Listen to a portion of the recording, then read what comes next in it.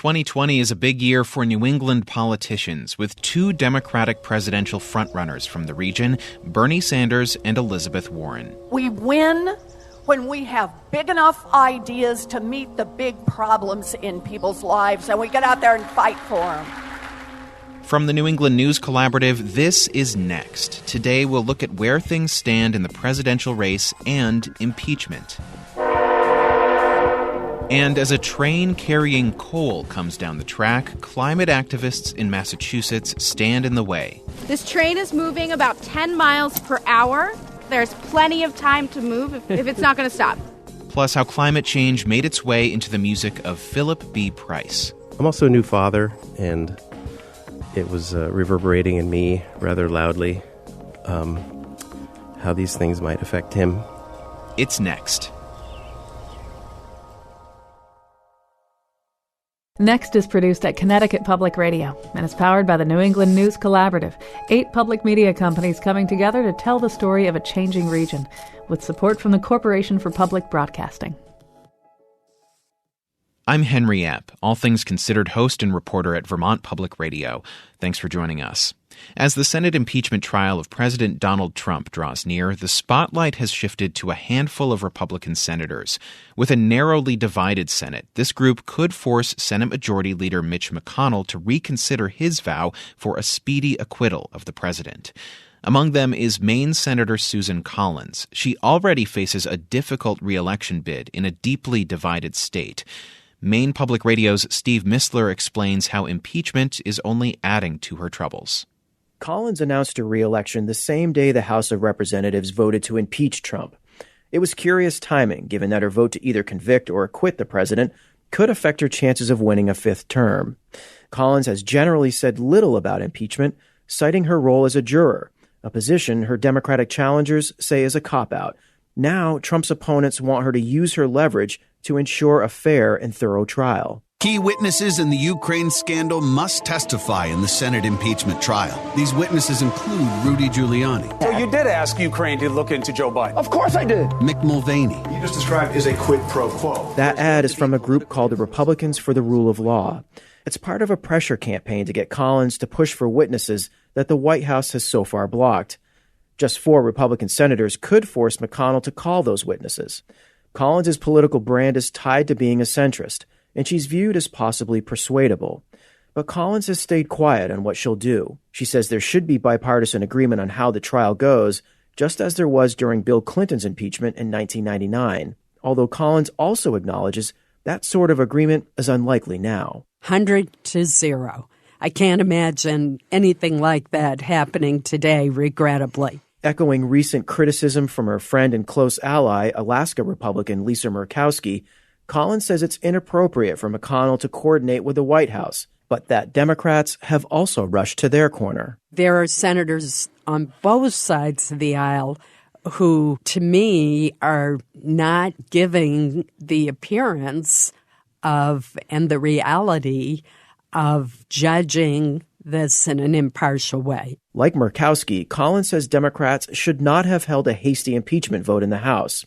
She says they should be asking the courts to compel Trump aides to testify, and says House Speaker Nancy Pelosi should transmit the articles of impeachment to the Senate instead of holding on to them for now. So that seems an odd way to operate. Unlike many Senate Republicans, Collins says she's open to witnesses in the Senate trial, but also that it's too early to say which ones.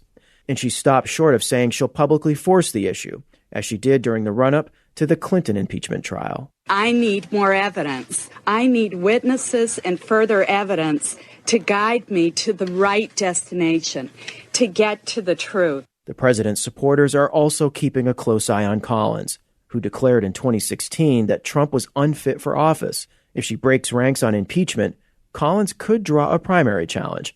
Trump is also paying attention. Last week, he retweeted an endorsement of Collins' re-election bid to his 68 million followers.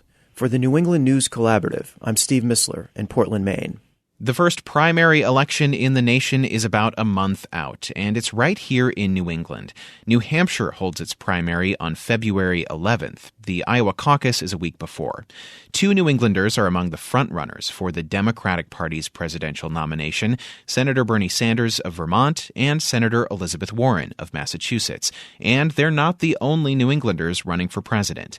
Anthony Brooks, senior political reporter for WBUR in Boston, joins us now to talk about where things stand in New Hampshire and for the New Englanders in the race. Anthony, welcome back to Next. Nice to be here.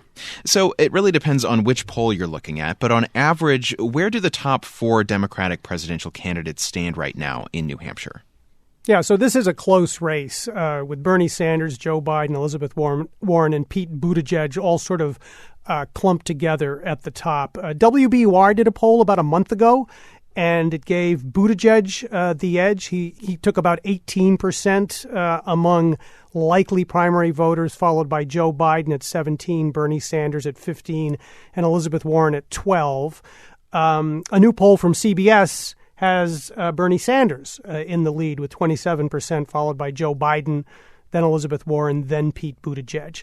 So what I found interesting, particularly about our poll a month ago, is the biggest number was 20%, and that was the number of voters who said they still haven't made up their mind. So that was a month ago. My guess is that number would be down a little bit, but it's an indication of how volatile and unsettled this race remains. Yeah, and so that result of having Buttigieg on top in New Hampshire in the WBUR poll is interesting. What do you think New Hampshire voters see in Buttigieg? Well, a couple of things. I mean, I think the fact that he's polling so well indicates that he's very well organized. He's been raising a lot of money. I know he's got more people on the ground in New Hampshire than just about anyone else. Maybe Elizabeth Warren comes close, but he's had a lot of organization on the ground. I also think there's this moment among Democrats where there's this tension between, does the Democratic Party go hard left, hard progressive toward Elizabeth Warren or Bernie Sanders, or is a more moderate message the way to get those voters in the middle of the country, the political middle, if you will? And I think Buttigieg speaks to those folks. Well, let's turn now to those progressive senators that are running, Elizabeth Warren and Bernie Sanders. They've been trading spots in national polls over the last few months, and Warren now appears to have slipped in the polls right now a bit. What does her campaign have to say about that? Well, when you talk to members of her campaign, I don't think they're happy about it, but they're pretty stoic. And they say, look, no campaign is going to have only good days. And what they say is we're in a good position to weather the bad days because we have a lot of good organization on the ground. And that's super important, especially in a caucus state like Iowa, where you've got to convince a bunch of people to come out on a winter night and hang around for an hour or two. So they feel like they're in a good position to do that. Okay. And but her message has really been about addressing big ideas and big structural change, as her campaign says. Is there a reason that message just doesn't seem to be working with voters at the moment? Well, I think it depends on which voter you're talking to. So let's hear a little bit of Elizabeth Warren. She was speaking just last week in Concord, New Hampshire. Here's what she said would happen if Democrats play it safe. Then Democrats will lose.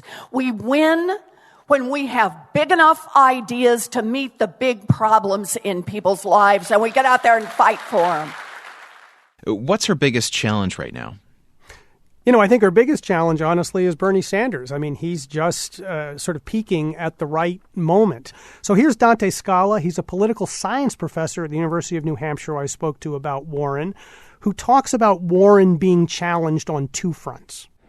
I think Elizabeth Warren is boxed in right now. She's boxed in by the continued persistent success of Bernie Sanders for that progressive vote. So Sanders represents something of a roadblock for her. And Henry Scala says that Buttigieg represents another roadblock by attracting those highly educated white voters who might otherwise have gone for Warren.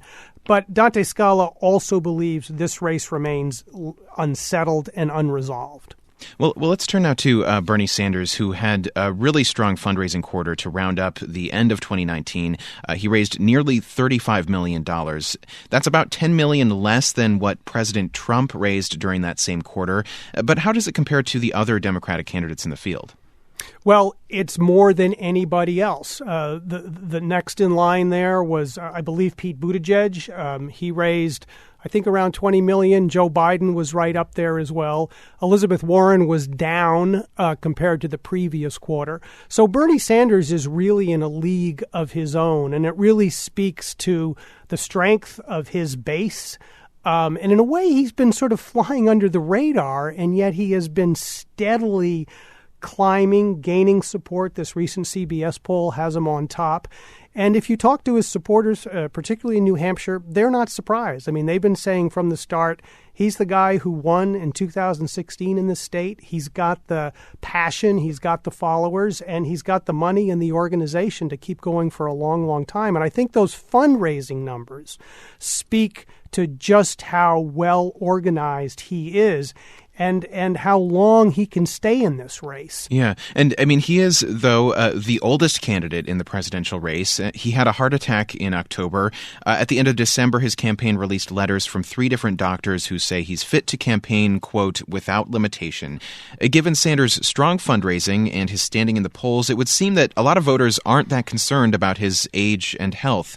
Does that seem accurate? Yeah, I think that's right, especially if you talk to his supporters. I mean, I was up in New Hampshire for his first appearance after he came back from that heart attack, and everyone just took it in stride and said, yeah, this was a bump along the road, but he's okay.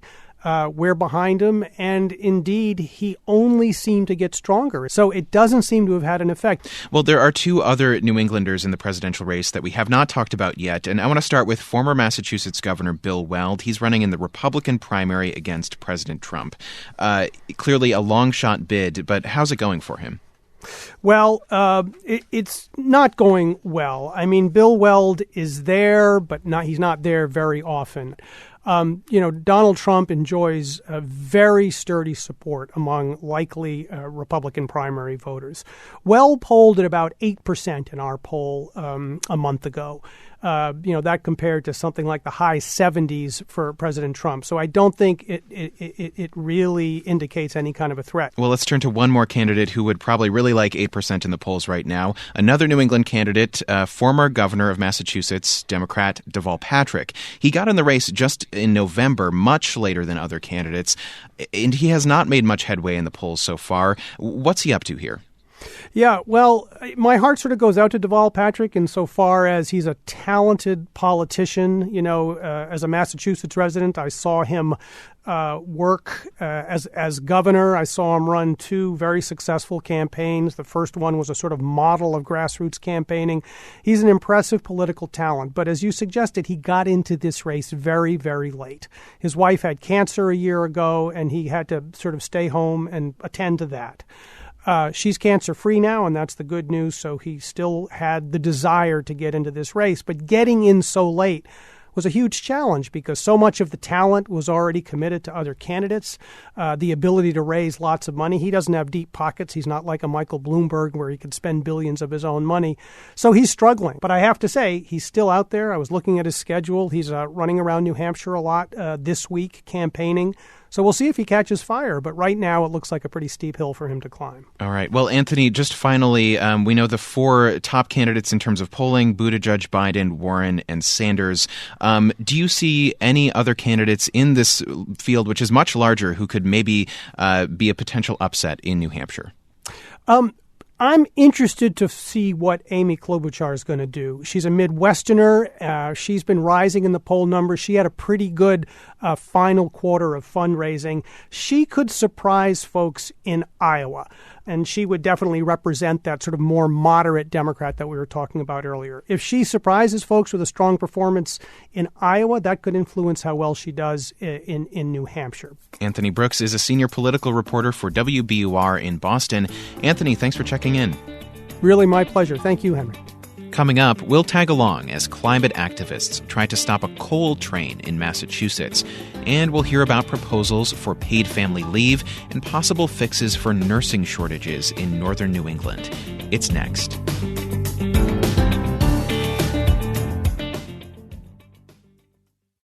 Next is made possible in part by our founding supporters. who believe in the power of collaborative news coverage, including the Common Sense Fund, supporting the New England News Collaborative in its coverage of climate change and the evolving clean energy economy. Support also comes from Douglas Stone and Mary Schwab Stone through the Smart Family Foundation of New York. I'm Henry Epp. You're listening to Next. In most states around New England, legislatures are just getting started with their 2020 sessions. One issue that's shaping up to be a big priority in both New Hampshire and Vermont: paid family and medical leave. All other New England states now have some form of paid leave on the books, but in the two states straddling the Connecticut River in northern New England, the debate is ongoing, and it centers on whether to make paid leave mandatory or voluntary. About a year ago, the two Republican governors of Vermont and New Hampshire teamed up to pitch a voluntary paid leave plan. At a press conference last January, Governor Chris Sununu of New Hampshire and Vermont Governor Phil Scott stood side by side to lay out their vision.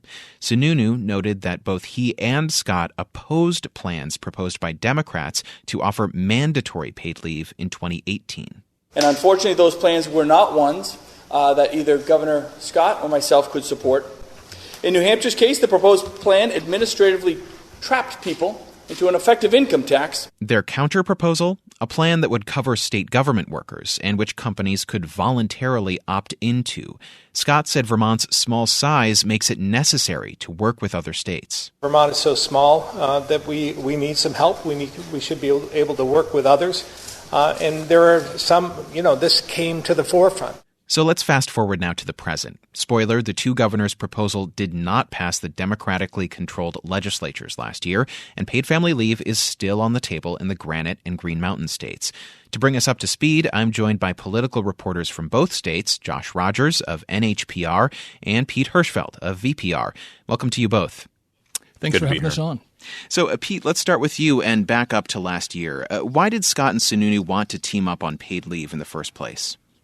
Presumably because they think paid leave is a concept that has some real merit. If you look across the country right now, paid family leave is an issue that's gaining traction across party lines, and elected officials think it's an especially appealing benefit for young families, and both New Hampshire and Vermont would certainly like to attract more of those.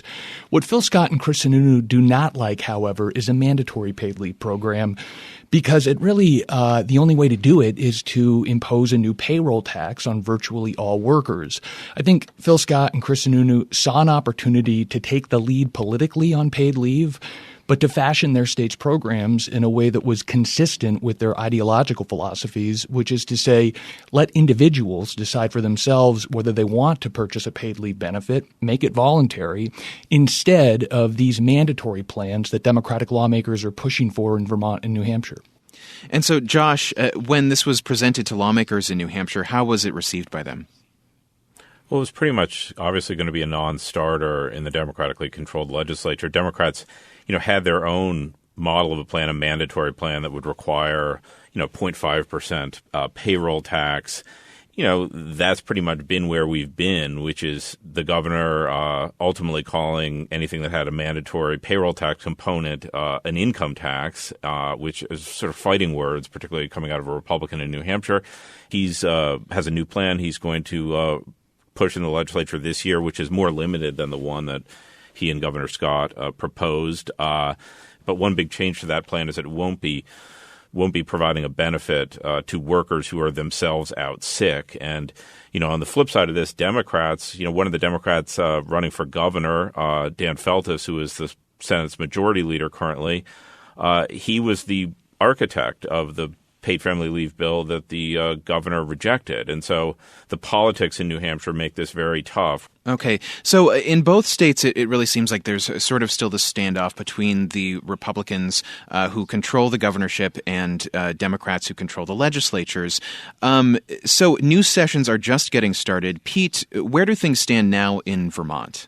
We had a really fascinating development about a month ago when Phil Scott took the bull by the horns on this issue and made the first step toward bypassing the legislature altogether and unilaterally creating a voluntary paid leave program in Vermont. He did that by inking a contract with the state workers union that includes a paid leave benefit for all 8,500 or so state workers in Vermont. And he says once he has that program in place for state workers, then non-government employees and private sector businesses will be able to voluntarily opt in to that same paid leave benefit that workers are getting. He says it'd cost current projections are about $270 a month. Democratic lawmakers, though, say they are undeterred. They say they plan to pass a mandatory paid leave proposal early in the 2020 legislative session. And while Phil Scott has all but promised to veto that legislation, Democrats say they are going to do their best to muster the votes that they would need to override his veto. Okay, and Josh, back to New Hampshire, this interesting development in Vermont where there could be a plan hammered out through this contract with state workers. I mean, do you see any movement beyond the sort of stalemate that's been going on for a while now in New Hampshire? Well, it's hard to say. I mean, certainly Governor Sununu would probably like to be in a position to strike a deal with state employees along the lines of what Governor Scott is going for. But, his relation with the largest state employees union is really at an all-time low. They're at a contract impasse. And so there's not really much of an avenue for him there. One thing he has done, which is he's by executive act has started allowing for some state workers to be able to bring children into state offices, children from 6 weeks to 6 months. Like, apparently this is done in some states already. He says that, this will provide workers with flexibility and recognizes the high cost of childcare and the need for families to bond, et cetera. Critics, are saying this is basically the opposite of paid leave. This is, forcing people to work and take care of their children at the same time. This is definitely going to be an issue, as it has in the last couple election cycles in New Hampshire, like a big issue. Democrats think that this is something that Governor Sununu could be vulnerable on. And, Governor Sununu is also trying to be responsive to the needs of young families in the state and is trying to make New Hampshire an attractive place. Whether or not what he's proposing meets that test is, I guess, a question for voters to decide. Yeah, well, so going back then, however this pans out in the coming months, going back about a year ago to this two-state plan that Sununu and Scott announced, I'm curious if the fact that it didn't pan out, if that says anything about the ability of these two neighboring states to work together on shared policy goals. Pete, let's start with you. Do you think that there's any significance there? It's difficult enough for one state to pass major policy reforms on its own. Doing so with another jurisdiction tends to complicate that process even more. But we've seen interstate partnerships work across the Northeast. You can look at the Regional Greenhouse Gas Initiative, for instance. So there are going to be opportunities for states to collaborate when it makes sense, notwithstanding the complications that those partnerships often entail. And Josh, to you, obviously, as you said, this is going to be an election issue potentially.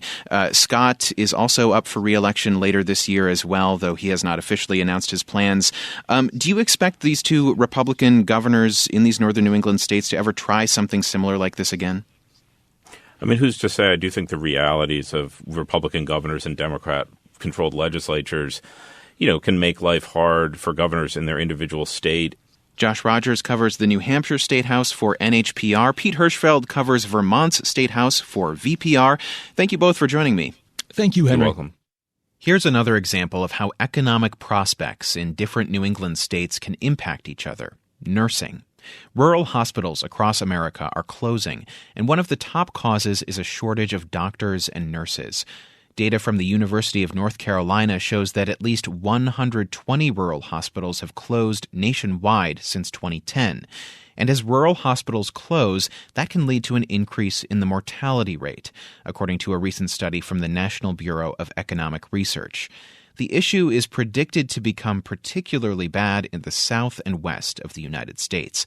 Still, the shortage of registered nurses also affects New England. Maine and Vermont are projected to face shortfalls in the thousands. Laura Pelosi is here to talk about the nursing situation in Vermont. She's a member of the state's Rural Health Services Task Force. That's a group responsible for recommending improvements to challenges in the state's healthcare system. Laura Pelosi, welcome to Next. Thank you. First of all, we see that nursing shortages are a problem nationwide. What are some of the issues with nurse recruitment specific to Vermont?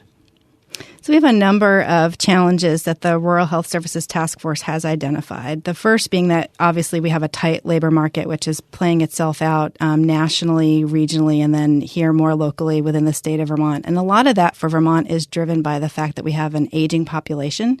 Depending on which study you look at, Vermont's the second oldest state in the nation, so that presents unique challenges for us in the healthcare sector.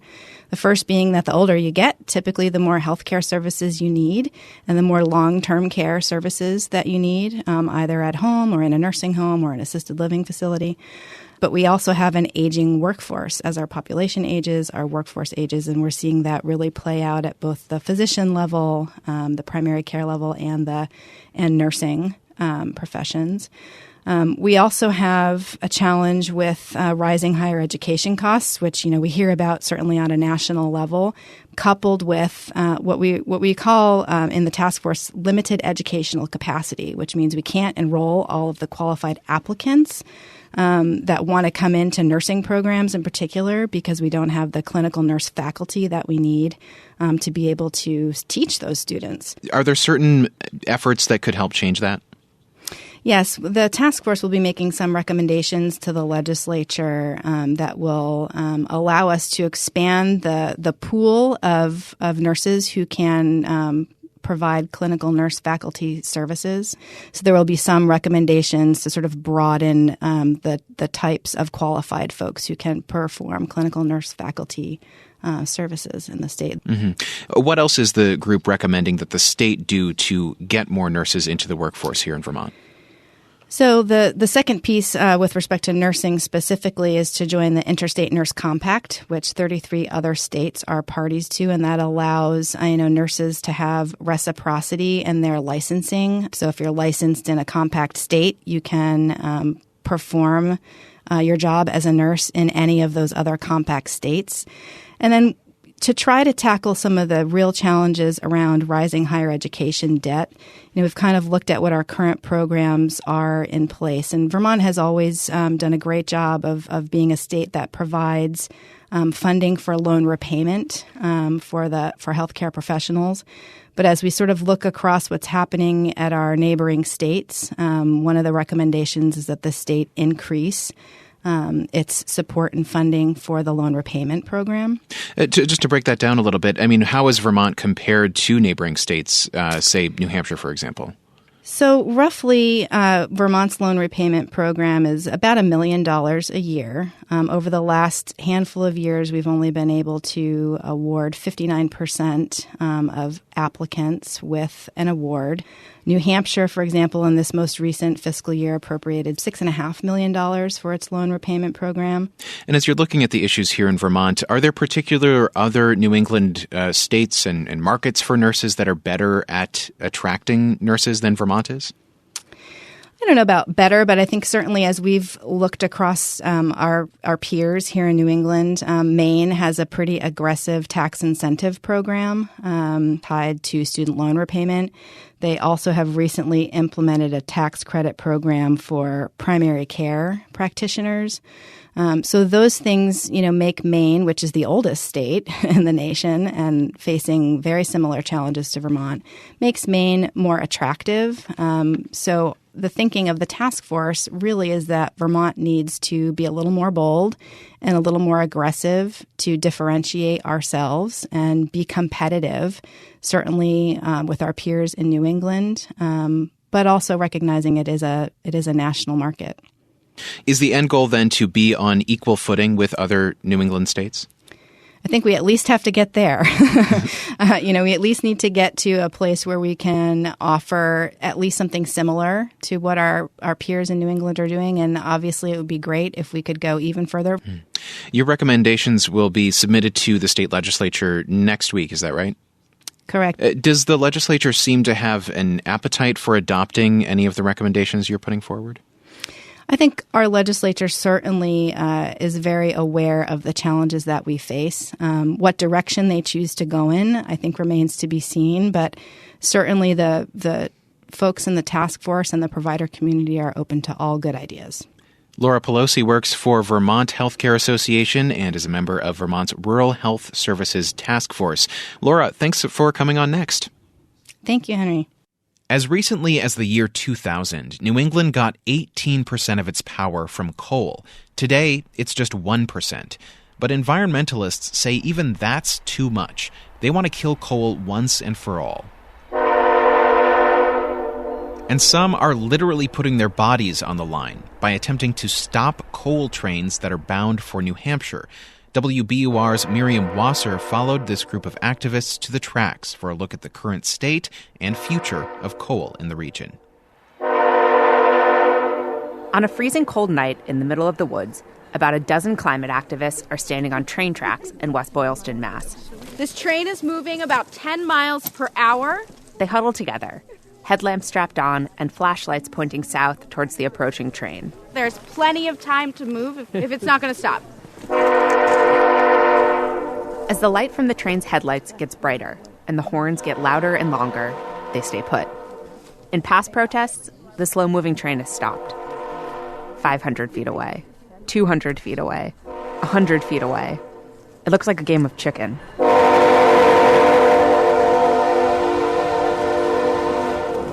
With the train 50 feet away, they jump off the tracks.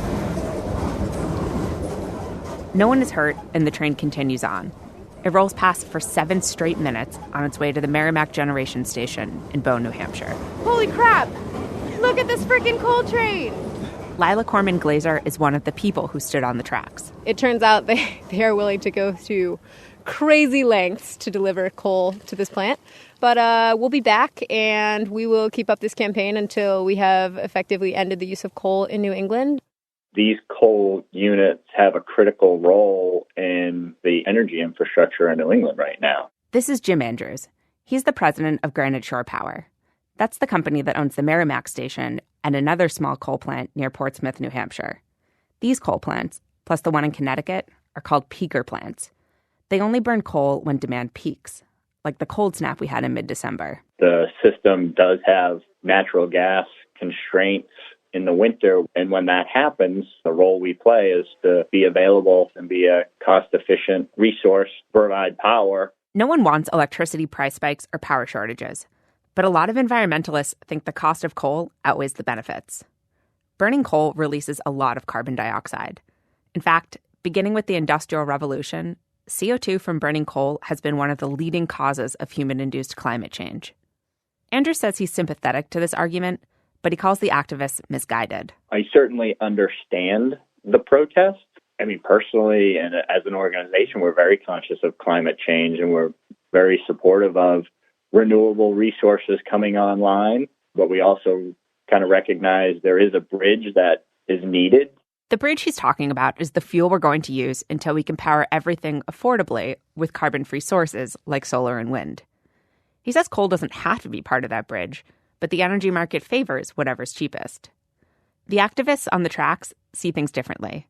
Here's Tim DeChristopher of the Climate Civil Disobedience Center. Well, I think if it was just up to the market, then they wouldn't need tens of millions of dollars a year in subsidy payments. That's part of what distorts the market. What DeChristopher calls a subsidy payment is a system that keeps the power on in the coldest days of winter and the hottest days of summer. Power plants in New England get paid by producing electricity and by promising to be ready and available to produce electricity should demand spike. This is called a forward capacity payment. It's sort of like when a company compensates an employee for being on call. Dan Dolan heads up the New England Power Generators Association. He says the forward capacity market lets power plants bid to be on call. And as part of that, the requirements are that they participate every single day in the electricity market. That doesn't mean they're going to run every day, but every single day they have to make their electricity available. Right now, Dolan says it's cheaper to occasionally fire up old coal plants than it is to build new natural gas plants, especially if they might only operate a few days a year when electricity demand spikes. I don't think that's a subsidy. I think that's a market at work. And Dolan, who is concerned about carbon emissions and climate change, says there's a market solution, a carbon tax. So let's do that. Let's put that in the market. And from there, if coal can survive, I think that's okay. I think it would be a big challenge. In the meantime, the activists say they'll keep trying to block coal trains until there aren't any left. For the New England News Collaborative, I'm Miriam Wasser. After the break, Massachusetts-based musician Philip B. Price speaks about the influence of climate change and fatherhood on his new solo album. We'll also talk about his musical evolution over his 30-year career. It's next.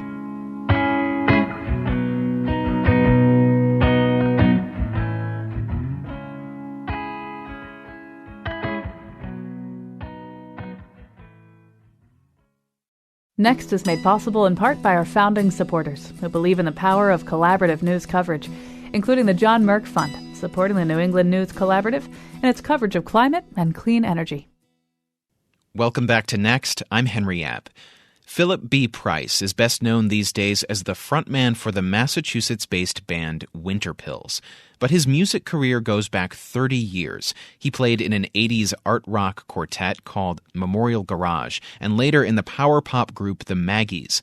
Along the way, he also released solo records, but his last solo album came in 2004. But that changed in November when Price released his first solo album in 15 years. It's called Bone Almanac. Philip B. Price joins us now to talk about his career and to play a few songs from his new album. Philip, welcome to Next. Hey, thank you.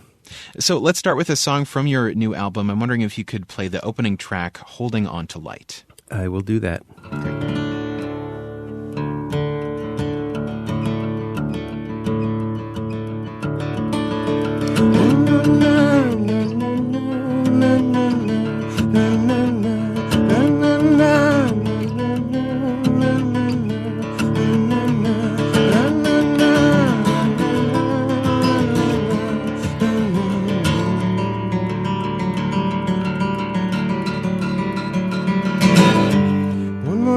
And your world is headed south. Now you're talking out of both sides of your mouth. So you push yourself into an open stream, and the icicles form. The icicles form in your dream. Na na na na na na na na na.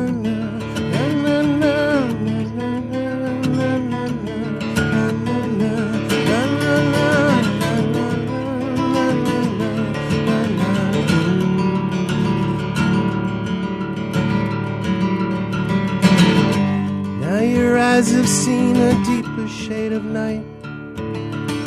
Some blues are left alone, and others taught to fight. Nothing seems too real, nothing makes you laugh. So you're holding on to light. You're holding on to light. You're holding on to light. You can make another kind of world.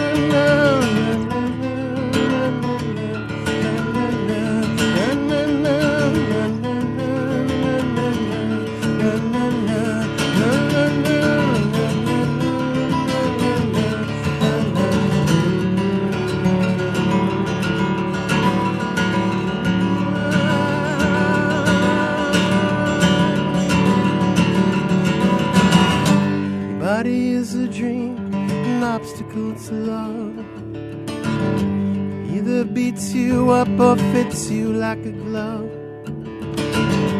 abandons you like God or is your closest friend, and it's feeding you this thought, it's feeding you these words, it's feeding you this life. You're holding on to life.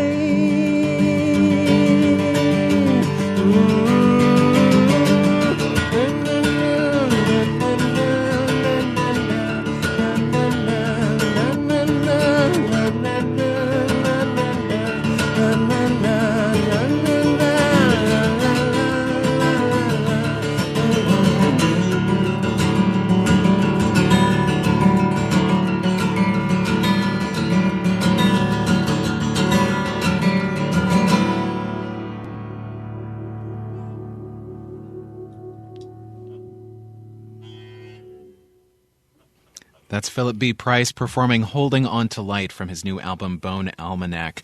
Philip, thanks so much for performing that. Thanks. I want to talk a little bit more about the tone of this album. There's a clear melancholy to it, some themes of loss and environmental devastation. I'm curious what was on your mind as you were writing these songs? Those things. I was having an internal monologue or dialogue with myself about a lot of these terrifying things that are happening environmentally. I'm also a new father, and it was reverberating in me rather loudly how these things might affect him.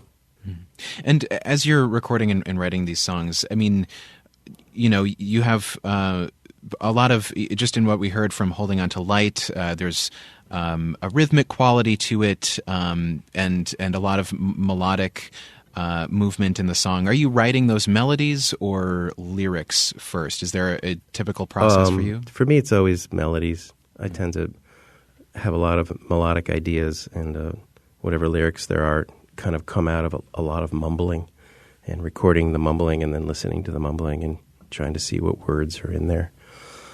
Sometimes I have to force it. Force my hand lyrically, but it's pretty rare that it's the other way around, where I'll write a nice set of lyrics and put some music to it. It doesn't work that way for me for some reason. I do want to actually turn to some lyrics that you wrote for the song "A Crow Mocks My Wings," and that begins with a poem that you wrote after your father passed away. I wonder if you could read the first couple lines of that. That one goes, I carried you down the narrow stairs, stepped on a nail, and we all stopped. I could not recall what your last meal was. That was my only job. And can you tell us about the moment those lyrics were capturing? My father passed away now 18 years ago, which seems insane to me, but that it's so long ago. But he died at home, and a group of us did have to carry him down the stairs because my parents lived on a mountaintop in Vermont, and there weren't really, we were all just there at the house, and we had to get him out of the bed and downstairs. So we carried him down the stairs like that, and I was thinking, not necessarily at that moment, but I've thought many times how much I would like to remember what his last meal was. And I eventually did remember. Can you tell us what it was? It was pork chops. Well, let's hear your song, Crow Mocks My Wings. Do you mind playing it for us? I don't mind, yeah. I have to get my other guitar here. Okay.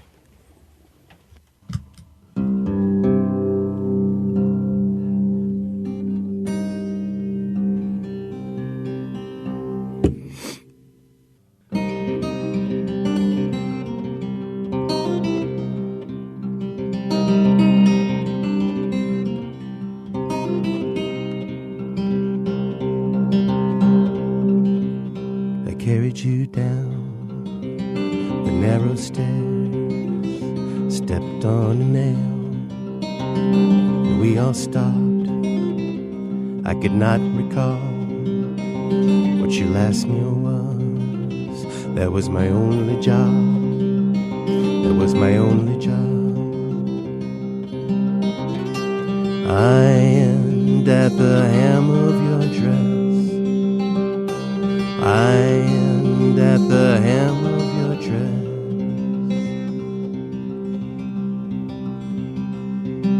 Beginning at the wilderness, I fall into myself. Beginning at the wilderness, I fall into myself. Crow laughs at me. Crow pecks my eyes. Scoffs at my wings. Won't lead me out, lost in the maze, nights falling hard, lost in the maze, nights falling hard. I end at the hem of your dress.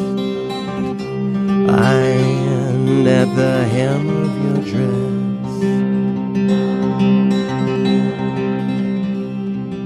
Beginning at the wilderness, I fall into myself. Beginning at the wilderness, I fall into myself. Beginning at the wilderness, I fall into myself.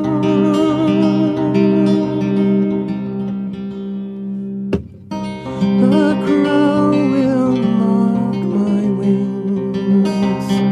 The crow will mark my wings. The crow will mark my wings. The crow will mark my wings.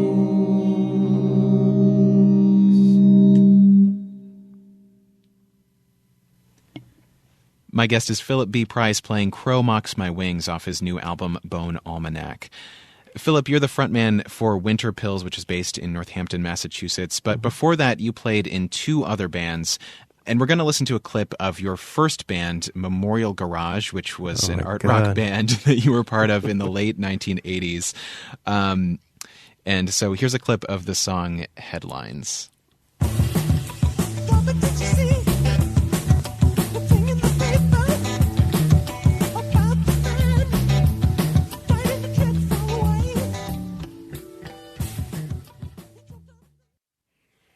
Well, I wouldn't have chosen that one. That's the song Headline off the album Mootland from 1988. And then we're going to move on to the 90s and early 2000s to your band, the Maggies. This is the song Summer Girl, which was released in 2001.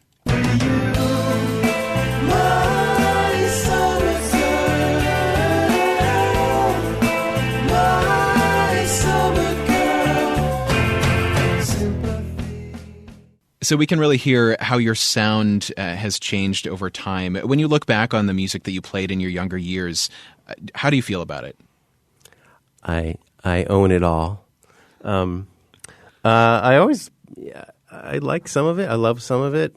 I don't know that I would want to subject everybody to it. It's a part of my history. And has your approach to music changed over the years in terms of, stylistically, those songs sound quite a bit different than what you're putting out now as a solo artist? Yeah. Yes. Yeah. It's always evolved, but there's always some parts of me that listen back to everything I've done, and I feel like I've pretty much just written the same 3 songs over and over again for the past 30 years. But in terms of, your approach, have you made conscious decisions to move in a different direction? It's never completely conscious. I learn or I evolve without knowing what I'm doing. I think if you just keep writing and writing and writing, you're going to write your way out of some things and into other things. And I certainly hope I've done that. In terms of going forward, do you see a certain direction that you intend to go to in terms of the kinds of music that you hope to make over the next several years? Winter Pills is probably going to make another record in the next couple of years. But I'm going to do another solo thing too, probably with the same, I hope with the same producer-engineer, Justin Pizzoforato. You mentioned that you're a new father. Has that influenced your songwriting at all on this album? Or what it's influenced in that I don't have time to do it. It has. I did manage to write some this past year, and I think I'll have to go back and really see what I've written. I don't often know what I've written until a couple of years after I've written it. Really go back and that's what I was doing. But it's impossible to not be influenced by being surrounded by a tiny helpless being of light for day in, day out, and not sleeping for a year. That'll do very interesting things to your creative process. Well, you released Bone Almanac in November. Do you plan to go on tour with the new album? I'm starting. It's funny, I released it then, but the tour doesn't start till February. Philip B. Price is a solo artist and frontman for the band Winter Pills based in Western Massachusetts. Philip, thank you so much for talking with us. Thank you so much for having me. And that's our show this week. Thanks for listening. You can find us wherever you get your podcasts. Just search Next New England. If you like what you hear, be sure to rate and review the show on iTunes. Next is produced by Morgan Springer. Vanessa De La Torre is our executive editor. The executive producer is Katie Tolarski. We had help this week from Frank Allwine, Peter Hirschfeld, Peter Engish, Chris Albertine, Emily Quirk, Mike Toda, and Jean Amatruda. Music this week is by Todd Merrill, Goodnight Blue Moon, Adam Ezra Group, and Francesca Blanchard. I'm Henry Epp. The New England News Collaborative is powered by the Corporation for Public Broadcasting, Connecticut Public Radio, Vermont Public Radio, New Hampshire Public Radio, Maine Public Radio, New England Public Radio, WBUR, WSHU, and the Public's Radio.